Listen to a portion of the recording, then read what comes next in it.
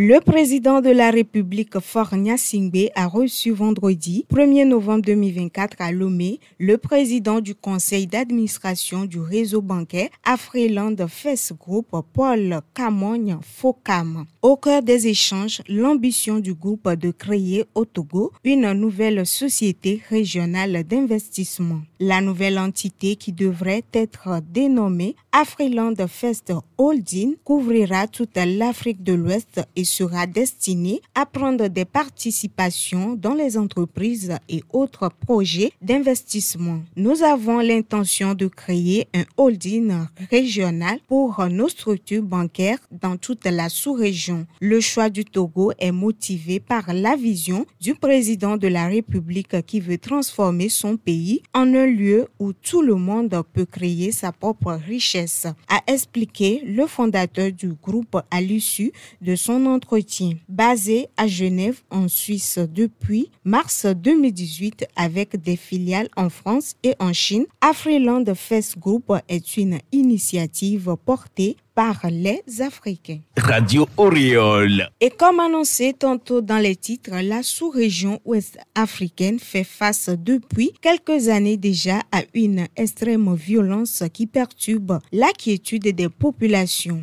Parti du Sahel, le phénomène touche actuellement certains pays côtiers dont le Togo, plus affecté la région des savanes. Malgré l'état d'urgence sécuritaire décrété et les efforts conjugués par les autorités publiques, ce phénomène persiste. Comment endiguer efficacement l'extrémisme violent sous toutes ses formes et impliquer davantage les médias à la lutte? Tels sont les mobiles qui ont réuni les représentants du CIPLEV et du PNUD ainsi qu'une cinquantaine de professionnels des médias à Anéro du 30 au 31 octobre dernier. Il s'agit d'un atelier organisé par le Comité interministériel de prévention et de lutte contre l'extrémisme violent soutenu par le Programme des Nations Unies pour le développement. L'objectif est de renforcer l'implication des professionnels de médias dans la prévention et la lutte contre l'extrémisme violent d'une part et d'autre part d'améliorer leurs compétences sur les techniques de traitement de l'information liée à ce fléau. Écoutons le représentant de la ministre de la Communication des médias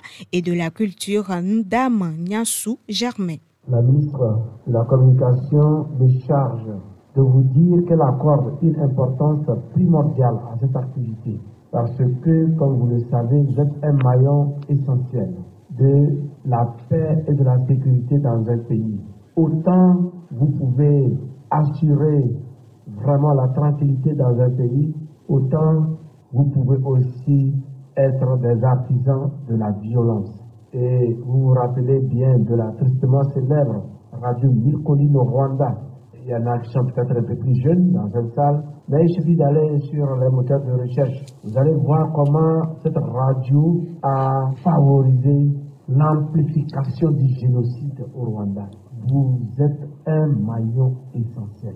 Au total, 4 modules ont été abordés au cours de cette rencontre, à savoir la généralité sur le phénomène de l'extrémisme violent, les manifestations de ce fléau et les mesures prises par le Togo, techniques de collecte, de traitement et de diffusion de l'information dans le contexte de l'extrémisme violent et le fact-checking, la lutte contre la désinformation et la mésinformation. Écoutons Madame Epiphanie Mété-Téchou, représentante résidente du PNUD au Togo. Aujourd'hui, nous sommes dans la région maritime, particulièrement à Anéro, pour créer un cadre d'échange, de partage de connaissances avec les médias sur la problématique de la désinformation, des discours haineux qui perturbent la cohésion sociale dans les communautés. Et les médias, en tant qu'agents de changement, eh bien, doivent disposer des bonnes pratiques, des outils nécessaires pour donner des informations de qualité afin d'éviter à la population des messages faux, la désinformation et également d'éviter des messages de haine. Parce que nous, en PNUD, notre mission, s'inscrit dans le cadre de la Charte des Nations Unies et particulièrement l'agenda pour la paix durable des Nations Unies. C'est dans ce sens que nous sommes en partenariat de qualité avec le ministère de la Communication, des Médias et de la Culture et le ministère de la Sécurité et de la Protection civile pour créer ces cas d'échange avec des femmes et des hommes de médias privés et publics autour de cette problématique. L'objectif visé, c'est de renforcer la cohésion sociale dans les communautés afin qu'elles soient plus résilientes aux différentes menaces et chocs. Si vous venez de nous rejoindre, nous sommes à l'heure des informations. La Fédération togolaise des associations de personnes handicapées, l'État togolais et CBM ont créé un cadre national pour répondre aux problématiques de la formation professionnelle et de l'emploi des personnes handicapées, ceci à travers un forum. Pour un développement durable, leur inclusion dans la société et dans la vie professionnelle est une nécessité. Écoutons Enyonama Akakbo Numado, président du conseil d'administration de la FETAF. Il revient à ce que chaque acteur, chaque citoyen à son niveau puisse œuvrer à chaque fois qu'il veut poser un acte, penser à tout le monde. Et c'est en ayant un esprit d'inclusion que nous pourrions progressivement lever les barrières et permettre à tout citoyen, qui qu'il soit, où qu'il soit, de pouvoir se sentir pleinement citoyen de notre pays, le Togo.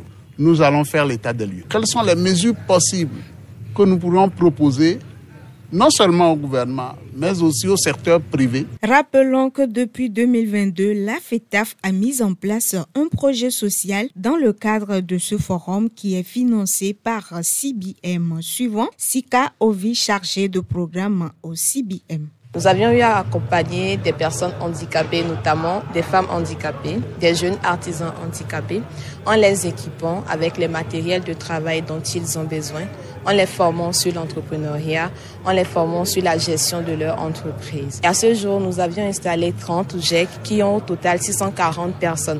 Nous nous attendions à une prise d'action à la fin et nous espérons véritablement que les participants partiront d'ici avec des idées d'inclusion. Durant 2 jours d'activité, les acteurs concernés vont débattre sur plusieurs thématiques comme la protection sociale et droits des travailleurs handicapés, l'accessibilité des lieux et l'adaptation des postes de travail, les secteurs d'activité rentables et bien d'autres choses. Radio Auréole, c'est la santé, l'éducation et la musique. Seconde partie de cette édition, l'information internationale à présent au Sénégal. La campagne électorale qui a démarré le dimanche dernier dans le cadre des législatives anticipées se poursuit. Selon les informations publiées par Wolf Quotidien, une presse locale, les 7 jours écoulés de la campagne sont émaillés de violences physiques et verbales. C'est particulièrement déplorable qu'après tant de luttes, tant de morts, pour la démocratie, la culture politique n'évolue pas. S'indigne Jean-Charles Biagui, enseignant-chercheur en sciences politiques à l'UCAD. Le chef d'État sénégalais Diomaye Faye, quant à lui, indique que les responsables de violences, quel que soit le bord où ils se situent, seront traqués et punis conformément à la loi. Bassirou Diomaye Faye a réaffirmé son souhait d'une campagne apaisée en vue des législatives du 7 novembre en insistant que la justice accomplirait son devoir. Et les Américains iront aux urnes ce mardi 5 novembre 2024 pour élire leur 47e président. À la veille de cette élection très attendue, les sondages donnent le candidat républicain Donald Trump au coude à coude avec sa rivale démocrate Kamala Harris, mais avec une légère poussée pour l'ancien président. Ces derniers jours, la campagne électorale électorale a pris une allure de détestation entre les deux camps. La page noire dans cette édition, c'est une icône de la musique qui vient de tirer sa révérence. Le trompettiste, compositeur et producteur américain Quincy Jones est mort le 3 novembre 2024 à l'âge de 91 ans, a annoncé lundi 4 novembre son attaché de presse. Véritable légende de la musique pop, Quincy Jones a notamment collaboré avec Michael Jackson et Frank Sinatra. Il est à l'origine de nombreux tubes planétaires dont We Are the Horde dans le projet USA for Africa. Sport football à présent au Togo, les dates de compétition nationale de football pour la saison 2024-2025 sont connues. La première division débutera le 15 décembre et la deuxième division le 12 janvier 2025. L'annonce a été faite par la Fédération togolaise de football FTF qui fixe le budget total de la saison à 988 millions de francs CFA. Si la D1 Lonato sera disputée par 14 clubs conformément au classement final de la saison précédente, la D2 regroupera 16 clubs. En parallèle, la FTF a également validé des projets de convention de financement et un règlement pour l'utilisation des fonds alloués par les bénéficiaires, incluant les clubs, ligues et districts. L'objectif est de garantir une transparence financière et d'orienter les subventions vers des initiatives en lien avec les priorités. Pour rappel, à l'issue des championnats, 2 équipes seront reléguées en division inférieure. Ouvrez l'info.